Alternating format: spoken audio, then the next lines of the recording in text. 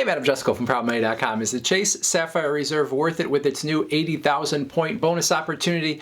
We are going to investigate, but first I'm going to ask you to please subscribe to this YouTube channel if you have not already, and if you have already, I thank you for doing so. So Chase just increased the potential sign-up bonus to 80,000 points on the Chase Sapphire Reserve. You have to spend $4,000 in the first 3 months after you open the account in order to get those 80,000 bonus points. So 80,000 Chase Ultimate Rewards points at the very least would be worth $800 to you if you simply took them as a statement credit against your purchases on the card. However, for most people, if you're going to consider a card like this, those 80,000 points at the very least you're probably going to use through the Chase Ultimate Rewards travel portal, where they will get a 50% bump in value, so they would be worth at least $1,200 worth of travel. And you may also choose, if you're someone that likes to put a little more work in and look for those opportunities with some of Chase's travel transfer partners, you might get even more value out of 80,000 points with United, Hyatt, Southwest,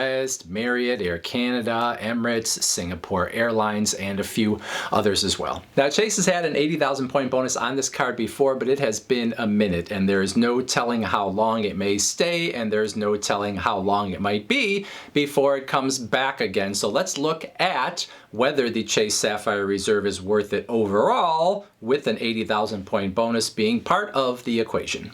Now, when we ask, is it worth it, we are asking, is it worth the $550 annual fee? And we are also secondarily asking, is it worth it when compared to cards in its category, such as the American Express Platinum card with its $695 annual fee, the Capital One Venture X with its $395 annual fee, and there are some others kind of playing in this area as well. Now, if we look at those 80,000 points, and just for shorthand, we use $1,200 as the value of them, that being the 80,000 points with the 50% bump through the Chase Ultimate Rewards travel portal, well then right there we can say that the card is going to at least be delivering positive value without even considering anything else through the first 2 years of having the card. Now, that's obviously not the way we want to look at this overall, but it's a starting point to say you've got positive value right away for sure for at least 2 years on this card. But of course, if you're going to pay a $550 annual fee, you're hoping that you're going to see value in other places as well, and that you are going to see value each year going forward for the long haul. If you're hoping to see value for the long haul, well, then in my mind, you have to be someone that travels at least a few times a year to appreciate and get value from the Chase Sapphire Reserve. In my mind, there are really 3 pieces to the Chase Sapphire Reserve that are going to sort of make or break it for you in terms of you feeling like you're getting enough value. The first of those is the yearly $300 travel credit. Now, if you're going to get this card, then I assume you're going to use it to pay for some travel. Hitting $300 worth of purchases in the travel category should not be very difficult, and Chase is pretty liberal in terms of what constitutes travel. Air, hotel, car rental, all the expected, but also things like taxis, parking, other public transportation, things like that also fall under travel. So hitting $300 should be no problem. Once you do that, you're going to get the $300 back as a credit, and then you could look at that $550 annual fee and essentially subtract $300 and say you now have an effective $250 annual fee that you could sort of look at against the rest of the features that the card has. Number 2 is the airport lounge access. As a Chase Sapphire Reserve card holder, you are going to have access to the Priority Pass network, which is going to allow you to get in for free to over 1,000 or 1,300 airport lounges around the world. And Chase is also in the process of opening some of their own Chase branded lounges, which you also will have the ability to get into. Now, the value of getting into an airport lounge partially is going to depend on how often you travel and might use an airport lounge. So if you don't travel very often, well, then you're not going to put a really high value on the fact that you can, sit in one of these lounges and kind of relax and get some free food and all that kind of stuff, because you might only use it a couple times a year. But if you're traveling a lot, well, then obviously you're going to put more value on it. And then number 3, I could sort of say, is 2 points in one, and that is the fact that first off, as I've already mentioned, you have the 50% boost in the value of your Chase points when used through the Chase Ultimate Rewards portal when you have the Chase Sapphire Reserve. So no other Chase card gives you that 50% boost through the portal. So not only do you get that boost in the points that you have, but In my mind, if you're going to get the Chase Sapphire Reserve, you should get at least one other, but maybe more Chase cards, because you can combine the points that you earn on your Chase cards, put them together, and then use them all through that Chase Travel Portal and get the 50% boost. In my mind, the Chase Freedom Flex is the no-brainer to get, because when you look at that card where you can get 5% or 5 points per dollar in certain categories that rotate throughout the year, well then anytime you can earn 5 points per dollar on that card and then combine it with your points that are on the Chase Sapphire Reserve, stick them through the travel portal, and then those 5 points per dollar become worth 7.5 points, or 7.5% you might think of in terms of what you're getting in rewards on that card. So getting the Chase Sapphire Reserve is potentially a good thing, but getting it with other Chase cards, even better. The Chase Freedom Flex, I would say for sure. Maybe the Chase Freedom Unlimited, maybe one of the Chase Business cards as well you might consider, depending on your spending patterns. But you don't want to just get the Chase Sapphire Reserve. You want to get those other cards where you could combine the points and get even more. Even if you don't use the travel portal, having points from the other cards would mean that you could bring them into the Chase Sapphire Reserve portfolio if you want to, or into the Chase Sapphire Reserve account, and then you could also use them through Chase's travel transfer partners, which are only accessible only through this card or the Chase Sapphire Preferred. So a bonus that you can think of as worth at least $1,200, a $300 annual travel credit, the airport lounge access, the ability to combine points with other Chase cards and then use them at a 50% boost when you go through the portal. Those are probably the biggest factors, I would say, in thinking about whether this card is worth it. And we haven't even talked about yet how many points it earns daily and some of the other benefits that the card has.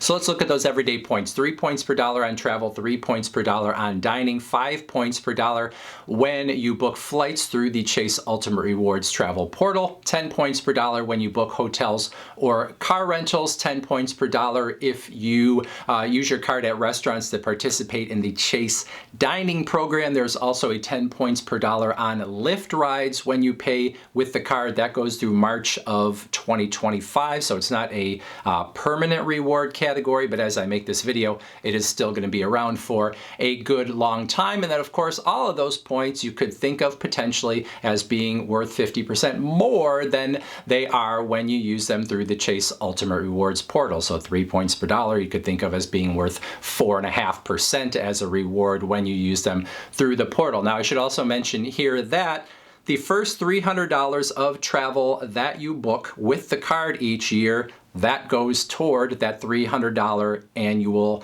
travel credit, and you don't get points on that first $300 worth. Everything that you use on travel after the first $300 then would give you points in all the ways that I just said. Now, some people might say, especially people that travel often, that I have not given enough weight to the travel insurances and benefits that are on this card, because they are pretty good. In particular, Chase has a primary car rental insurance for theft or collision, as long as you waive the car insurance that you might buy with your rental car normally. So pay for your rental car with the card and you're going to get primary coverage for theft or collision. And now normally when other credit cards have this sort of thing, it is secondary insurance where you have to go to your own insurance company, and then whatever your own insurance company doesn't pay for, they would then pay that. And so it's going to be some paperwork and it's going to take a while. This is primary coverage, so that is a pretty nice thing to have.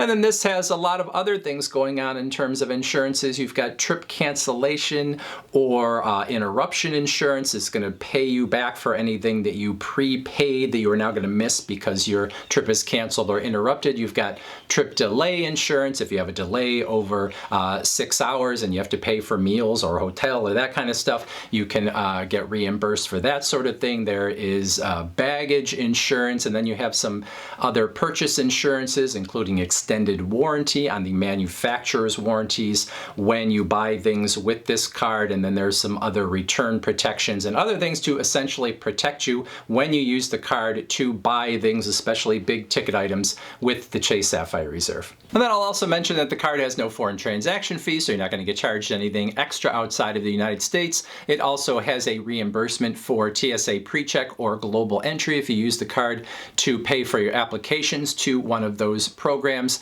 That is either $85 or $100, and you could get that credit once every 4 years, or Global Entry maybe 5 years. Anyway, both of these are things that you pretty much would expect on any sort of high-end travel card, so definitely worth mentioning, but probably not going to be the thing that tips you toward this card versus another high-end travel card. So taking all that together, is it worth $550 per year? Or if you want to look at it another way, assuming that $300 travel credit you're going to use every year, is all the rest of that stuff worth $250 per year? That being the rewards that are pretty generous, the 50% boost that you would get through the travel portal, the access to the travel partners, the airport lounge access, the travel insurances and other benefits, the foreign transaction fees and the TSA PreCheck, all of those things. Is that worth $250 per year? Well, it probably depends, number one, at how much you value the airport lounge access. Number two, how much you're going to put on the card every year in terms of purchases. If you're going to put a lot of purchases on the card,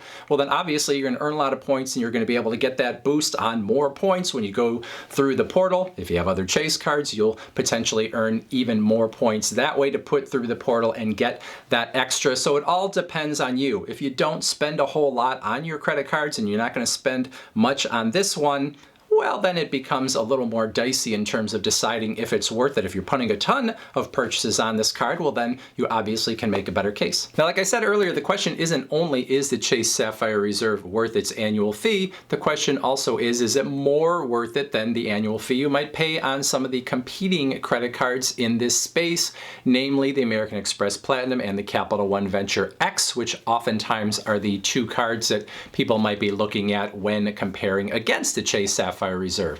As far as the American Express Platinum, you've got a bigger annual fee at $695, at least as I make this video, which is a $145 difference. For that difference, some people might say that American Express has a better lounge network. In fact, probably everyone would, because you have the American Express branded lounges that are on top of the Priority Pass lounges that you could get with the Chase Sapphire Reserve, and that is a pretty nice network, and they're pretty nice lounges. So some people would say, I would pay just to get into those American Express lounges. The difference between these two cards depends on you and how often you use lounges. Some people like the points better because the American Express points maybe are going to have travel transfer partners that they like better, especially on international airlines. If you're someone that has sort of aspirational travel to go overseas and sit in first class or business class, you might like American Express's membership rewards program better than Chase's Ultimate Rewards program. It depends on you. You're paying a significant amount more. There are a lot of other credits on the American Express Platinum,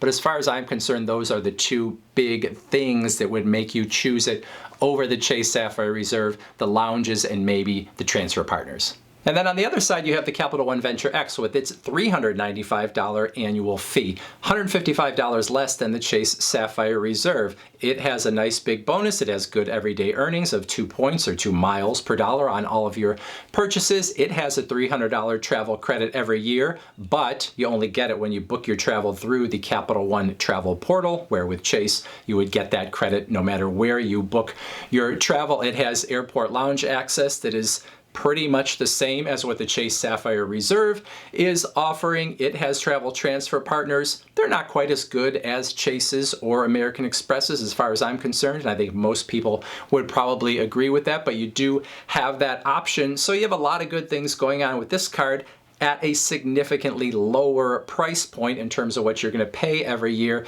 In fact, some people would look at this, and as long as they're okay with booking everything through Capital One Travel, you could almost say that your annual fee is being paid for completely just with the credits you are getting on this card, especially when you factor in the bonus. So it is a pretty nice card as well. Probably your hardcore traveler doesn't love it as much, but it's a pretty nice option as well.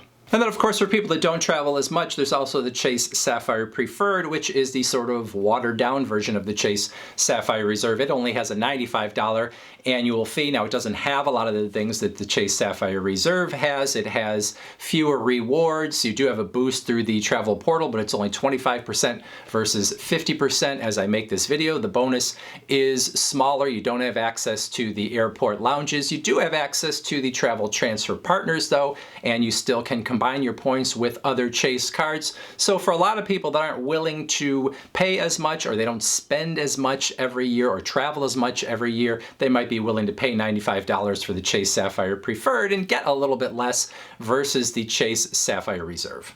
So in my mind, Chase has actually sort of downplayed the Chase Sapphire Reserve over the last couple of years. There's actually been a bigger bonus on the Chase Sapphire Preferred. That seems to be the card that they really more wanted to get people into, but by increasing this bonus significantly on the Chase Sapphire Reserve up to 80,000 points as I'm making this video, well then obviously they are deciding that they want to be a lot more aggressive about getting this card into people's hands. So when you look at whether it is worth it, well then obviously with a bigger bonus it's more worth it than with a lesser bonus, and a lot of good things going on with this card. And so maybe it's time to take another look at it if it is a card that you haven't looked at before, or it's one that you don't hear too much about these days. Well, Chase is getting back into business with it. If you have questions, comments, I would like to hear those in that comment section below. Otherwise, I thank you for watching. And as always, please go to proudmoney.com, where we do credit card reviews, we talk personal finance, we talk deals, and all sorts of other fun stuff too. If you're not going to leave a comment or you're not going to go to the website, next up, watch this video.